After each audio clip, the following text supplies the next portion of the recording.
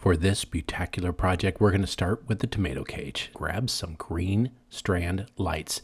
I'm going to put it on one of the risers first, right at the top. Once I pull it tight, I want to make sure that I go ahead and cut any excess off. And then here comes the project in the beginning. We want to start wrapping it around the top ring. I went ahead and got the longest strand I could get, and I'm just going to go all the way around, but I'm not going to pull them tight. I want as many lights around these rings as possible. And we'll go down. Once we get down there, we're going to go ahead and run it around that ring also, while also going up every single riser. Once we get all of this wrapped around, it's good to go, and we're going to take it outside. And now for a 60-second break for a word from our sponsor. Bespoke Post is a monthly membership club delivering a box of awesome, top shelf goods from under the radar brands. Every month, we introduce our members to cool new products based on a preference quiz they fill out. 90% of the products come from small brands, many of which are based right here in the U.S. One of my favorite boxes I have received is Canteen. With my busy work schedule, Canteen has everything I need to keep my food items separate. It comes with a Hedgehog insulated lunch bag, a serving plate, and a 2-compartment container. It also comes with a Porter utensil set made of food-grade stainless steel that comes with a silicone carrying case. Packing my lunch for the day has never been easier, keeping my food fresh till it's time to eat.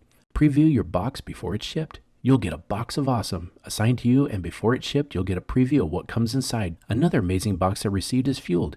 It comes with a stainless steel and aluminum portable stove that cooks with either wood, composite pellets, alcohol, hexamine, or gas. It is lightweight and foldable and easy to use. All I have to do is pack it with small twigs, burning a hot fire that I can easily cook with. Fueled even comes with a choice of seasoning, which enhances your meal. Every box of awesome has around $70 worth of goods inside, but costs you only a fraction of the value. It's free to join, and you can skip a month or cancel anytime. To get 20% off your first box of awesome, click the link in the description and enter Hometalk20 at checkout, or go to bespokepost.com/Hometalk20.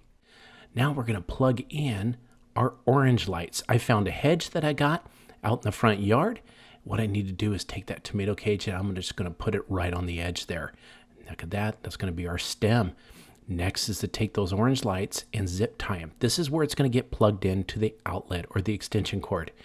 Take those orange lights and you're going to go up and down your hedge all the way around. Once we get it all on there and secure, it's going to look great. All we got to do is wait for night to come and light it up. Look at that. We got our little pumpkin out front, and it looks actually really good. Now, once it gets a little bit darker, watch this.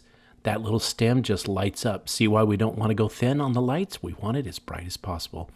Now, sometimes Halloween's spectacular and it's spooky, but this is a nice little pumpkin that I think Cinderella herself would be happy with. I hope you enjoyed this project as much as I did. For today's project, we're going to start with some hula hoops. Take your first 2 hula hoops and you're going to place them one inside the other. It's going to deform it a little bit, but that's all right. Take a zip tie and you're going to use it to join the 2 tops of the hula hoops. Pull it tight. Now the hula hoop's going to go a little crazy on you, but that's okay. You're going to put 2 of those together and they're going to be crisscross to each other. That's what's going to hold it in place.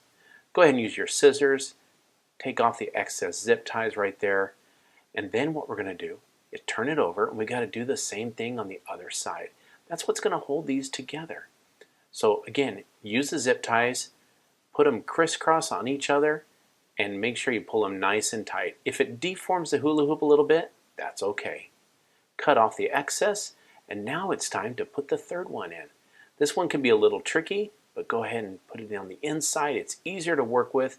Again, using the zip ties, put them together. The hula hoops kind of want to go their own way, but use the zip ties and hold them in place. The more, the better. It is ready to go. We're going to take it outside and give it a nice paint job. Make sure the paint you use is good for plastic. Now, since we're making us a yard pumpkin, we want to use a nice orange spray. This covers really good, and you're just going to hang it up and paint every single bit of that plastic, anywhere that you have a color that you don't want. The next step is we're going to use some of these fairy lights. I went ahead and got the orange ones. They're really good, easy to get off Amazon. They come with a remote, and the great thing about them is they're 33 feet long. Plenty to cover all of your pumpkin, especially with this waterproof case for the batteries. Go ahead and zip tie the battery pack to the bottom. This way it'll have some weight on the bottom when you're holding it steady. Go ahead and take the fairy lights and start wrapping. Don't think that you're going to wrap too tight. Just put it on there. There's 33 feet of this, plenty to go. You're going to go up, down, and all around every one of the tubes. Once you go ahead and get to the end, just use a little bit of tape it off. Next, I got some 16 gauge wire. Use this and we're going to make the stem. I pre-drilled some holes with a drill, poked it through. Make sure you have plenty of wire and just wrap it around. It looks like a stem when you push it up there, and you're going to put 2 ends in. Pull it through, again, wrap it around the hula hoops. That's what's going to help hold it together. And then you're going to want to shape it. I just went ahead and did a simple stem. The last step was some small fairy lights. These are only about a couple of feet long. Zip tie the control to the bottom. And what you're going to do, again, is wrap it all over around the stem. Go up and down and make sure you cover everything. If you have a little bit too much at the end, you can go ahead and start going back again. It is going to look great. Just get it all wrapped around. It's time to take it outside. Use some wire or tent stake to hold your pumpkin down. And there we are. Once nightfall comes, use the remote, and there you go. Now I did an orange one and a white one. And the great thing about these lights is the lights can flash and do 8 different modes. And wow, what a scene from the street. It looks amazing. I hope you enjoyed this project. We sure did. And we can't wait to see you again on Home Talk. For today's project, we're going to start with one of these pumpkin pails. Oops, this one though has a hole in it. We're going to need to tape that off because we need this thing to hold concrete. So put a couple layers on, take that smile, let's get to work. First thing we're going to do is take a bottle that can fit inside the bucket. Any size will do, but it's got to be able to fit inside there because we need to create a cavity. Also, I'm going to put a little bit of a dowel on the bottom with some hot glue just as a spacer and as a drainage point. We're going to set that on there. Now we're going to go outside, and as you can see, I am setting up this concrete outside. It does create a lot of dust. First thing you want to do is pour some water in the bucket before you pour the concrete, then some concrete. I am using gloves because this concrete can really dry out your hands. But once you pour it, make sure you add a little bit more water. We're going for kind of a soupy mix on this concrete. Once you get it stirred up and it's nice and thin, go ahead and put it in the bucket. But I need you all to do me a favor. Next time I pour this concrete, will you guys remind me to put down some cardboard? It does get a little messy on the driveway. What we're going to do though is keep filling this up. And yeah, that's Pam cooking spray. We're going to put that on the bottle and the dowel because it's going to be easier to remove once you put that slippery spray on there. Once we get it filled up, go ahead and stick that right in there, that bottle. But it wants to float. So once we fill up the sides, I notice that it wants to just keep popping up. Tap the sides though. We want to get any air bubbles out that we can. I put a little spacer block inside on top of the handle there, slip it right in, and that way it'll hold it down while the concrete cures. Once we get it set up and in place, let it dry overnight. But the next day, it's going to be ready to go. And here it is in all its glory. Take that block out, but we need to remove the concrete from the pail. Get you a sharp knife, and we're going to go right along behind the handle, down one of the creases.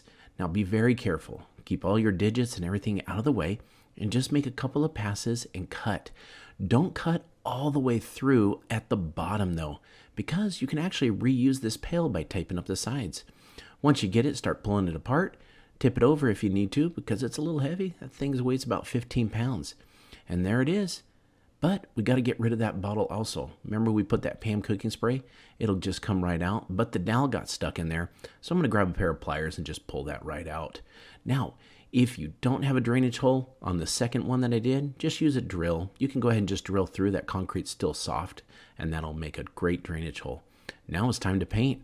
Yep, you got it right. I went with the rustic orange because we want to make this pumpkin look as real as possible. Then I want to paint the eyes. I want those to stand out a little bit.